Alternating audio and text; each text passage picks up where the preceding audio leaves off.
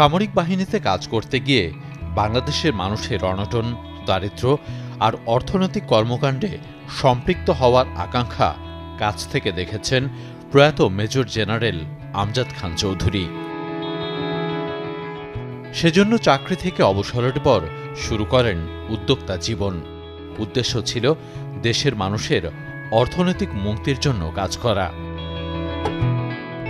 ৮০ দশকে মঙ্গাপীড়িত উত্তরাঞ্চলে বিশুদ্ধ পানির সংকট তীব্র হলে তা থেকে মানুষকে স্বস্তি দিতে ১৯৮১ সালে গড়ে তোলেন রংপুর ফাউন্ড্রি লিমিটেড RFL। খাবার পানির জন্য টিউবওয়েল ও সেচ কাজের জন্য কৃষি যন্ত্রপাতি উৎপাদন শুরুর পর ১৯৮৫ সালে গ্রামীণ জনগোষ্ঠীকে কৃষি ও প্রক্রিয়াজাত পণ্যের উৎপাদনের সাথে সম্পৃক্ত করতে গড়ে তোলেন program for rural advancement nationality বা প্রাণ। ৪ দশক পর এই দুই উদ্যোগই আজ দেশের শীর্ষস্থানীয় খাদ্য সামগ্রী ও গৃহস্থালী পণ্য উৎপাদনকারী প্রতিষ্ঠান প্রাণ RFL গ্রুপ। ৩২টি কারখানায় প্রায় ৬,০০০ রকমের পণ্য উৎপাদন ও বিপণনের সাথে জড়িত ১.৫ লাখ কর্মী, যাদের বার্ষিক বিক্রি ছাড়িয়েছে $৩০০ কোটি।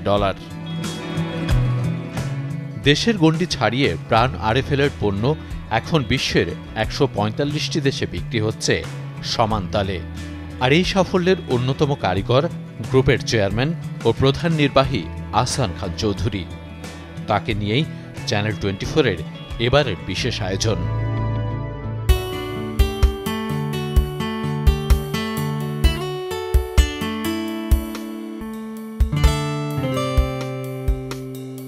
দর্শক, আমন্ত্রণ জানাচ্ছি সবাইকে চ্যানেল 24-এর বিশেষ আয়োজন টক উইথ বিলিয়নিয়ার্স অনুষ্ঠানে। আপনারা দেখছেন যে আমরা এই আয়োজনে এমন কয়েকজন ব্যক্তি বা উদ্যোক্তার সাথে কথা বলেছি যারা নিজ হাতে নিজেদের ব্যবসা প্রতিষ্ঠানকে এক অনন্য উচ্চতায় নিয়ে গেছেন। তাদেরই একটি প্রাণ RFL গ্রুপ। তার চেয়ারম্যান এবং CEO আহসান খান চৌধুরী আমাদের সাথে আজকে অতিথি হিসেবে আছেন। তাকে সবাই আপনারা চেনেন। ১৯৯২ সালে তিনি মাত্র ২২ বছর বয়সে পারিবারিক ব্যবসায় যুক্ত হয়েছেন, কিন্তু বলা যায় যে এই সময়ে প্রাণ RFL গ্রুপের যেই সাফল্য তার বড় একটা অংশই কিন্তু তার হাত ধরে এসেছে। তার চিন্তা চেতনার যে বৈচিত্র্য, অভিনবত্ব, এটাই এই সাফল্যের প্রধান কারণ। এর পেছনে যে গল্পগুলো তার কাছ থেকে আমরা শোনার চেষ্টা করব। আপনাকে স্বাগত জানাচ্ছি, অনেক ধন্যবাদ আমাদেরকে সময় দেওয়ার জন্য। মাত্র ২২ বছর বয়সে বাবার সাথে ব্যবসা শুরু করেছেন, বিদেশ থেকে পড়ে এসে টকবগে তরুণ। ব্যবসাকে আসলে তখন কি ভালো লেগেছিল নাকি বাবাই বলছিল যে তুমি আমার ব্যবসায় বসো? প্রথম থেকে ব্যবসাটাকে ভীষণ ভালো লাগতো। আসলে ব্যবসা এমন একটা জিনিস, আসলে যদি অন্তর থেকে যদি ভালোবাসাটা না আসে তাহলে বোধহয় ব্যবসার মধ্যে পুরোটাকে নিজেকে বিনিয়োগ করা যায় না। সো এই জন্য যখনই বাবার সাথে ব্যবসা করার একটা সুযোগ অথবা চিন্তাভাবনা যখন হলো, সবসময় চেতাম যদি সুযোগ পাই বাবার সাথে কাজ করে বাবার থেকে কিছু শিখবো। সো সেই চিন্তাভাবনা থেকেই কিন্তু বাবার সাথে ব্যবসাটা শুরু করা আর কি। বাবার কাছ থেকে কি শিখতে পেরেছিলেন? বাবা ওয়াজ এ বিউটিফুল অর্গানাইজার। বাবা হ্যাড গ্রেট ভ্যালিউজ, রাইট? ধরেন বাবার ব্যবসা স্থাপনের মুখ্য উদ্দেশ্য ছিল বাংলাদেশের কর্মসংস্থান সৃষ্টি করা। বাবার থেকে স্বদেশপ্রেম শিখেছি, বাবার থেকে দেশকে ভালোবাসতে শিখেছি, বাবার থেকে জীবনে পজিটিভ থাকতে শিখেছি। আপনার বাবা তো ডিফারেন্ট একটা ট্র্যাক থেকে তারপরে ব্যবসায় এসেছেন। আমরা যতদূর জানি আসলেই সাধারণ মানুষের কথা চিন্তা করে, মানুষের যে দারিদ্র তাকে খুব কষ্ট দিত, তিনি তাদেরকে সেখান থেকে বের করতে চাইতেন। এই গুণটা কি বাবা আপনাকে ট্রান্সমিট করে দিয়ে গেছেন? ভীষণভাবে।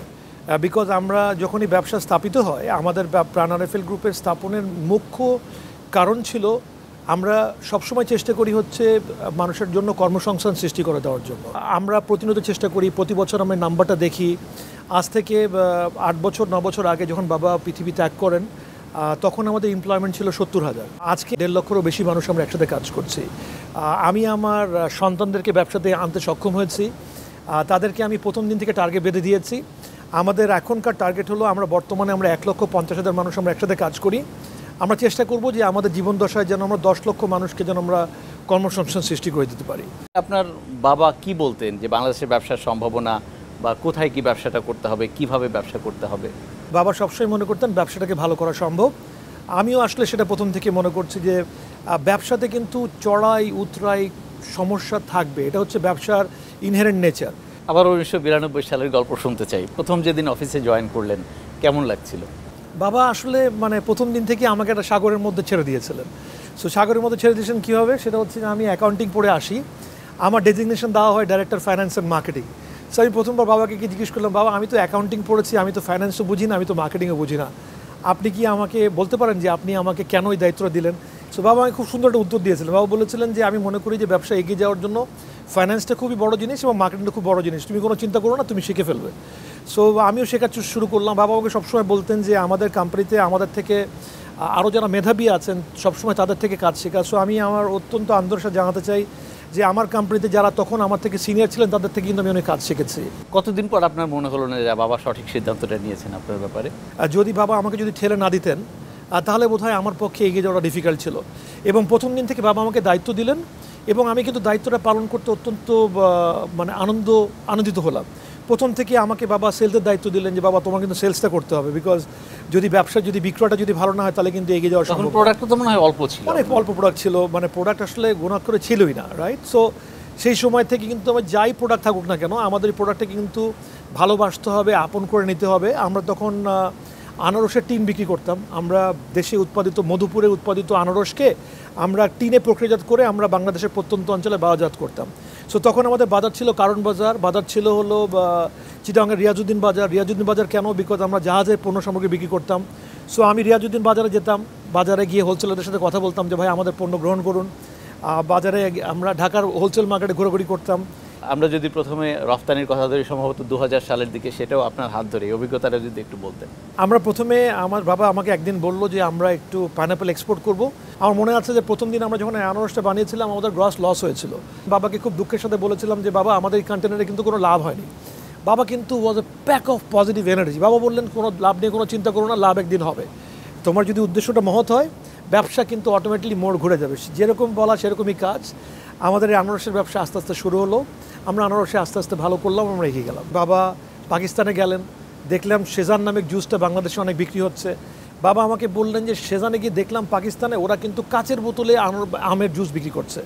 সো যেমন কথা তেমন কাজ, আমরা কাচের বোতল কিনলাম, কাচের বোতলের মধ্যে আমের জুসটাকে ভরে দিলাম, ভরে গিয়ে বাজারজাত করলাম। আমার মনে আছে যে মোহাম্মদপুরের একটা দোকান আমাদের পণ্য ক্রয় করছিল। আমার মনে আছে যে আমি স্বয়ং গিয়ে দোকানদারের সাথে 5 বার হাতে পায়ে ধরে তাকে 6 বোতল জুস বিক্রি করেছিলাম। সো সেখান থেকে কিন্তু প্রাণের আজকে যাত্রা শুরু। আর 10 বছর আগেই প্রাণ $1 বিলিয়ন কোম্পানিতে পরিণত হয়েছে। সেই যাত্রাটা আমি শুনবো, ছোট একটা বিরতি নিয়ে ফিরছি আপনার কাছে। দর্শক বিশেষ এই আয়োজনে ছোট একটা বিরতির সময় হয়েছে, সাথেই থাকবেন আমাদের।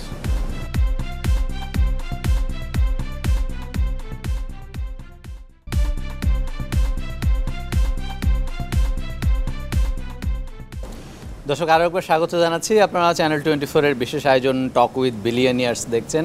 প্রাণ আরএফএল গ্রুপের চেয়ারম্যান এবং সিইও হাসান খান চৌধুরী আমাদের আজকের অতিথি। আবারও স্বাগত জানাচ্ছি। বিরতির আগে বলছিলাম যে $1 বিলিয়ন কোম্পানি যখন হলেন 2014-15 সালের দিকে, কেমন লাগছিল? ডেফিনেটলি এটা একটা মাইল ফলক ছিল, বাট $1 বিলিয়ন ক্লাব হওয়ার সাথে সাথে কিন্তু $multi billion নিয়ে চিন্তা করার স্বপ্ন সময় আসে। How can you be $1 trillion company, so ওই ধরনের কিন্তু সবসময় চিন্তা আসে। সো এগিয়ে যাওয়ার মনোভাবটা থাকে। সো স্বভাবতই ভালো লাগছিল।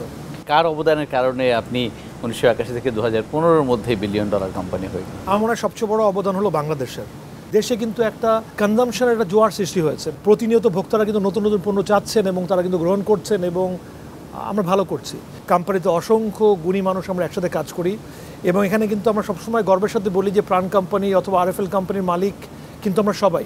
সো এই মানসিকতাকে ধারণ করে আমরা এই সেন্স অফ বিলঙ্গিংটার জন্য বোধহয় আমরা খুব ভালো করি।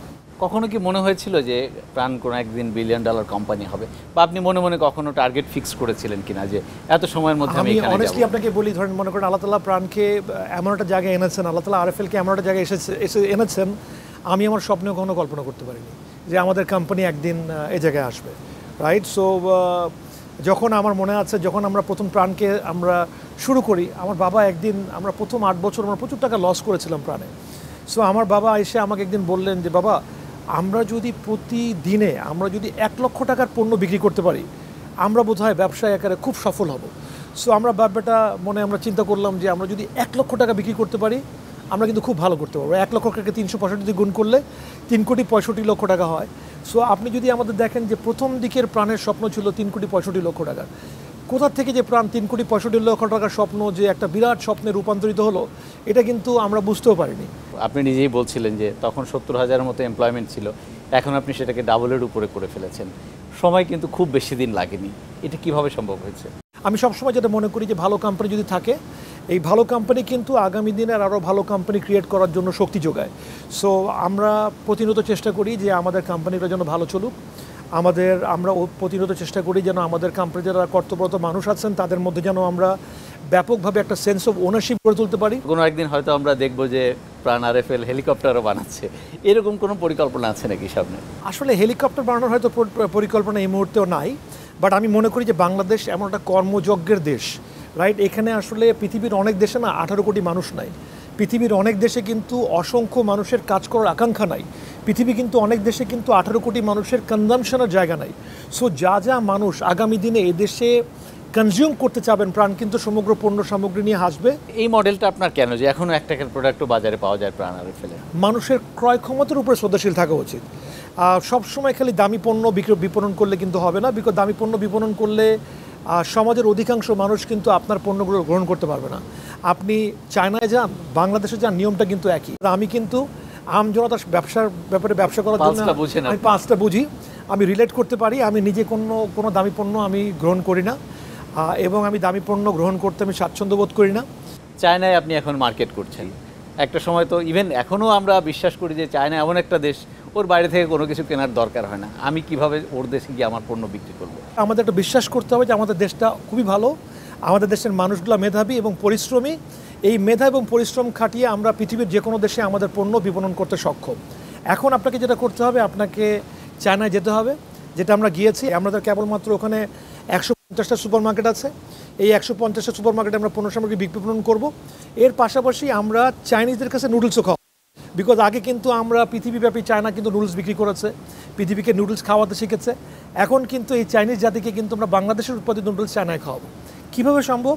অবশ্যই সম্ভব, বিকজ আমরা মনে করি যে আমরা বাঙালি জাতি, আমরা বিপণন ভালো বুঝি, আমরা বিক্রয় ভালো বুঝি, আমরা কিন্তু প্রোডাক্ট ডেভেলপমেন্ট ভালো বুঝি, আমরা ডিজাইন ডেভেলপমেন্ট ভালো বুঝি, এবং আমাদের প্রাণে যে কর্মযজ্ঞ সৃষ্টি হয়েছে, যেটা হলো আমাদের খাদ্য উৎপাদনকারীর কোম্পানি কর্মযজ্ঞ শুরু হয়েছে, আমরা ভালো করতে পারবো। আপনি এত সিম্পল থাকেন কিভাবে? পৃথিবীতে বেঁচে থাকার একমাত্র অবলম্বন হলো সিম্পল থাকা, বিকজ আমি মনে করি যে আমরা মানুষ মাত্রই, আমরা সবাই সিম্পল। সিম্পল থাকলে কিন্তু পৃথিবীটা কমপ্লিকেট হবে না, এবং সিম্পল থাকার মধ্যেই কিন্তু আমি মনে করি অনেক স্বাচ্ছন্দ্য আছে। যে বাংলাদেশের ব্যবসায় পরিবেশ নিয়ে আপনারা যারা বড় উদ্যোক্তা প্রতিনিয়তই কিছু কিছু চ্যালেঞ্জ ফেস করেন, এটা আগামীতে আসলে কিভাবে আরও বেশি ব্যবসা বাণিজ্যের ক্ষেত্রে ইতিবাচক বা নেতিবাচক ফল আনতে পারে, সেই বিষয়গুলো নিয়ে আরও একটা বিরতি নিয়ে ফিরতে চাই আমি। দর্শক, আরও একটা বিরতি নিচ্ছি, বিশেষ এই আয়োজনের সাথে থাকবেন আমাদের।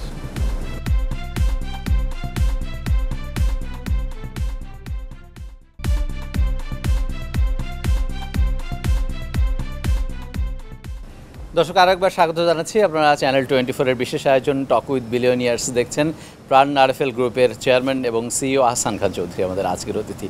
আবারও স্বাগত জানাচ্ছি। আমি বলছিলাম যে ব্যবসা বাণিজ্যের চ্যালেঞ্জ একজন বড় উদ্যোক্তা হিসেবে কীভাবে ফেস করেন। তার আগে আরও একটা প্রশ্ন, চীনে আপনারা এখন যাচ্ছেন, ভারতের বাজারেও আপনাদের একটা বড় দখলদারিত্ব রয়েছে পণ্য দিয়ে, আমি সেটাই বলবো। ওদের ক্ষেত্রে তো একই রকম পারসেপশন ছিল, বাংলাদেশি পণ্য তারা কিনবে কি কিনবে না, কীভাবে সম্ভব হয়েছে সেটা? তো আমি মনে করি যে আমার জন্য একটা সুযোগ ছিল যে বাংলাদেশের যে মেধা আমরা কাজে লাগিয়েছি, বাংলাদেশে যে মেধা আমরা অর্জন করেছি, এই মেধা যদি আমরা ভারতের বাজারে যদি কাজে লাগাতে পারি, তাহলে হয়তো বা ভারতের বাজারে প্রাণ আরও ভালো করবে, প্রাণ আরএফএল দুজনেই আরও ভালো করবে। সো আমরা সেই মেধাকে কাজে লাগানোর জন্য আমরা ভারতে অবতীর্ণ হই। আপনি জেনে খুশি হবেন যে আজকে ভারতের প্রত্যেকটি প্রদেশে আমরা অপারেট করছি। আমরা মনে করছি যে আজ থেকে 5 বছরের মধ্যে ভারতে হয়তো প্রাণ ভারতের সর্ববৃহৎ ফুড কোম্পানি আকারে প্রকাশিত হওয়ার স্বপ্ন দুঃস্বপ্ন বলে মনে করছি না। গেল কয়েক বছর ধরেই তো বিভিন্ন চ্যালেঞ্জের মধ্য দিয়ে উদ্যোক্তারা যাচ্ছেন, তারপর আমরা দেখছি যে আপনারা নতুন নতুন প্রতিষ্ঠান বসানো, নতুন নতুন কর্মসংস্থান সৃষ্টি হয়তো কম বেশি হচ্ছে, কিন্তু করে যাচ্ছেন। আসলে চ্যালেঞ্জটা কতখানি বড় গেল 3-4 বছরের মধ্যে হয়েছে?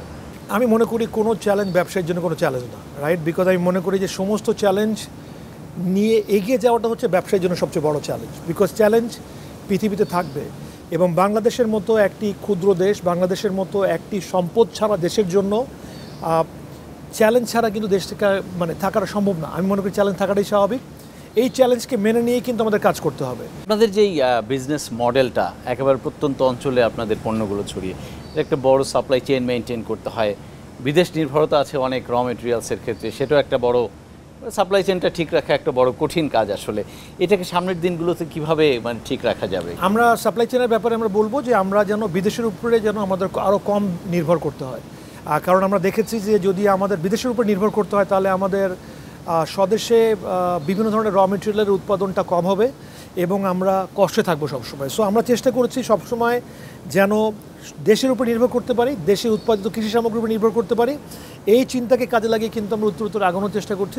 একটা কথা অনেকেই বলেন যে আপনি এত এত ফ্যাক্টরি নিয়মিত বাড়িয়েই যাচ্ছেন, এটার কোনো ভবিষ্যৎ ঝুঁকি আছে কিনা? মানুষ হয়তো আমাদের ফ্যাক্টরিগুলো দেখে, বাট মানুষ আমাদের ফ্যাক্টরির পিছনে যে মানুষগুলো আছে তাদেরকে দেখেন না। আমি মনে করি যে আমাদের কোম্পানিতে যারা আমরা সকলে মিলে আমরা একসাথে কাজ করি, আমাদের কোম্পানিতে আমার থেকে আরও ডেডিকেটেড লক্ষ লক্ষ মানুষ আছে যারা আমাদের সাথে কোম্পানিতে কাজ করেন। সো আমরা মনে করি তাদের মধ্যে আমরা উদ্যোক্তা সুলভ মনোভাবের জন্ম দিতে সক্ষম হয়েছি। তারা এই উদ্যোক্তা সুলভ মনোভাব ধারণ করেন বলেই কিন্তু আমরা উত্তরোত্তর একটার পর একটা ব্যবসায়িক কর্মকাণ্ড ব্যাপকভাবে সফল হওয়ার চেষ্টা করছি। নেক্সট গোলগুলো কি কি যদি একটু শেয়ার করতেন? পৃথিবীর প্রত্যন্ত অঞ্চলে প্রাণ আরএফএলের পণ্য সামগ্রী আমরা ব্যাপকভাবে উৎপাদনের চেষ্টা করছি। ভারতের বিভিন্ন বাজারে আমরা উৎপাদন কার্য আমরা পরিচালনা করব এবং এর পাশাপাশি আমরা পৃথিবীর বুকে আমরা কেবলমাত্র বাংলাদেশি সর্ববৃহৎ কোম্পানি আকারে প্রকাশিত না হয়ে পৃথিবীর সর্ববৃহৎ কোম্পানি প্রকাশিত হওয়ার চেষ্টা করব। বাট আপনার অভিজ্ঞতা থেকে আপনি কি মনে করেন যে তাদের জন্য মূল কাজটা কি, একজন উদ্যোক্তা হওয়ার জন্য, সফল হওয়ার জন্য? সফল উদ্যোক্তা হওয়ার জন্য প্রথমে হচ্ছে যে শত প্রতিকূলতার মাঝে কাউকে দোষারোপ না করে নিজের দিকে তাকান, রাইট? যদি এই দোষারোপের মানসিকতা থাকে তাহলে কিন্তু ভালো ব্যবসা হয় অথবা উদ্যোক্তা হওয়া যায় না।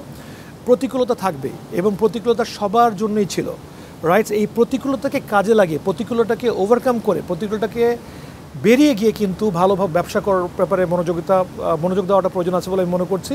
বিপণনের পিছনে ব্যাপকভাবে মনোযোগ দেওয়াটাকে প্রয়োজন আছে বলে মনে করছি। ব্যাংকের উপরে পুরোপুরি নির্ভরশীল না হয়ে নিজের অর্থের যোগান আকারে যদি আমরা ডিপেন্ড করতে পারি তাহলে ভালো হয়। যদি মনে করেন যে ভালো ব্যবসায়ী আকারে সফলতার প্রয়োজন আছে অথবা ভালো ব্যবসায়ী আকারে আমাকে আগাতেই হবে, এরকম যদি একটি মরিয়া নেচার যদি মানুষের মাঝে থাকে তাহলে বোধহয় মানুষ শত প্রতিকূলতার মাঝেও বোধহয় মানুষ এগিয়ে যাবে। এখন তো $3 বিলিয়ন উপরে আপনার টার্ন ওভার, 1.5 লাখের উপরে কর্মসংস্থান। আমরা যদি 2030, 40 বা 50 নাগাদ প্রাণকে দেখতে চাই। আপনাকে প্রথমে বললাম যে আমরা মিলিয়ন পিপল আমরা একসাথে কাজ করতে চাই, বিকজ যেখানে 10 লক্ষ মানুষ আমরা একসাথে কাজ করব সেখানে অবশ্যই আল্লাহ তাআলার অশেষ রহমত ব্যবসার ব্যাপারে প্রকাশিত হবে। এখনও আমরা অ্যাজ এ কোম্পানি আমরা 75% আমরা ডোমেস্টিক বিক্রি করি, 25% আমরা এক্সপোর্টে বিক্রি করি। সো আমরা মনে করি আমরা এটাকে টোটালি অপোজিট করতে চাই। আমরা 90% আমরা এক্সপোর্ট হতে চাই এবং 10% ডোমেস্টিক হতে চাই। তাহলে আমাদের ডোমেস্টিক ব্যবসার পাশাপাশি আমাদের এক্সপোর্ট ব্যবসার উপরে ব্যাপকভাবে মনোযোগ বাড়বে। আমি ব্যক্তিগতভাবে আমি পার্সোনালি আমার জীবনের প্রথম 20টি বছর আমি প্রচুর সময় দিয়েছি বাংলাদেশের প্রত্যন্ত অঞ্চলে, অলিতে গলিতে, গ্রাম অঞ্চলে সময় দিয়েছি। এখন কিন্তু আমি আমার গলিগুলোর ডেফিনেশন চেঞ্জ করেছি। আমি প্রচুর সময় দিই আমি ভারতে, আমি প্রচুর সময় দিই চায়নাতে, আমি প্রচুর সময় দিই মধ্যপ্রাচ্যের দেশগুলোতে এবং আমি প্রচুর সময় দিই ব্যক্তিগতভাবে আফ্রিকাতে। সো আমি মনে করি যে এই দেশগুলোতে যদি আমাদের মনোভাব যদি ভালো থাকে তাহলে আমাদের উত্তর এগিয়ে যাওয়া ব্যাপকভাবে সম্ভব। আমরাও সেই প্রত্যাশা করি। অনেক ধন্যবাদ। আজকের মতো আমরা এই আলোচনা শেষ করতে চাই। দর্শকের সাথে শেষ করছি আজকের মতো চ্যানেল 24 এর বিশেষ এই আয়োজন। ধন্যবাদ সবাইকে আমাদের সাথে থাকার জন্য।